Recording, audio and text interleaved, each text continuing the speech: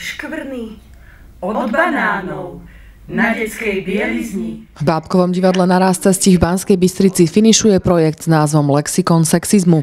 Ten skúma neverbálne a verbálne násilie. Lexikon sexizmu je projekt, ktorý u nás prebieha od októbra 2012 do konca marca. Podporilo úrad vlády a týka sa sexizmu. Sexizmu okolo nás, sexizmu v slovách, sexizmu v bežnom živote.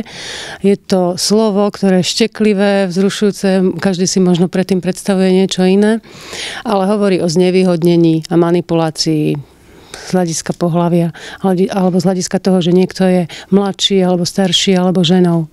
Takže tento záhadný názov vlastne on vypovedá o krivdách, banálnych posmeškoch alebo úplne jednoduchých situáciách, ktorých človek zažíva istý druh manipulácia moci. Tvorcovia z divadla na projekte úzko spolupracovali s katedrou slovenského jazyka Fakulty humanitných vied UMB a s banskobystrickou časťou Amnesty International. V rámci výskumnej časti sme robili výskum vulgarizmov a sexizmov v rôznych komunikačných situáciách a v rôznych textoch. Bolo na študentkách a na študentoch, aby si vybrali, či budú skúmať výskyt aj vulgarizmov, aj sexizmov, či sa budú venovať literatúre, beletrii, slovenskej alebo zahraničnej. Väčšinou si vybrali slovenskú, pretože to vyplýva aj z ich študijného odboru. Alebo či budú skúmať napríklad hovorenú komunikáciu, vyjadrovanie mladých ľudí, vyjadrovanie v médiách. Som rozoberala tému vlastne dielo Jozefa Cigara-Hronského, Jozef Mak, a tam sa sústredila na tie sexizmy, ktoré tam on práve v tej dobe použil.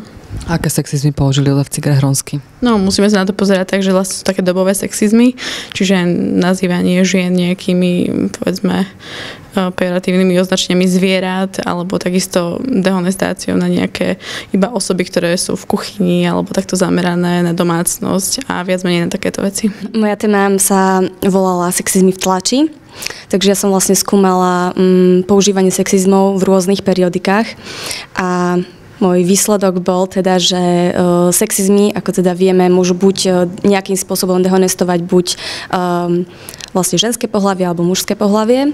A výsledok bol ten, že vlastne oveľa viac sexizmov sa zameriava na ženské pohlavie. Univerzitná skupina Amnesty International v Banskej Bystrici realizovala pre študentov a študentky na 2 gymnáziách banskobystrických workshopy, ktoré boli zamerané na v podstate taký úvod do toho vôbec, prečo hovoríme v súčasnosti o sexizme, čo to ten sexizmus je. A hovorili sme o tom, že aký rozdiel v zobrazovaní mužov a žien vo verejnej sfére, či už to je politika alebo média. Vyvrcholením projektu bude inscenácia Diagnóza slovo, ktorá bude mať premiéru v Bábkovom divadle vo štvrtok 28. marca.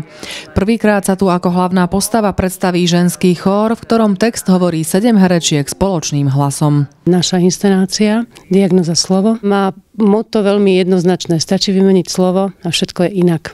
Čiže hovoriť znamená konať. A tým, ako hovoríme, tak vlastne vypovedáme aj o tom, čo konáme. Takže my sme sa venovali analýze slova a to, k čomu sme sa vlastne dopatrali, ukážeme práve v inscenácii Diagnóza slovo.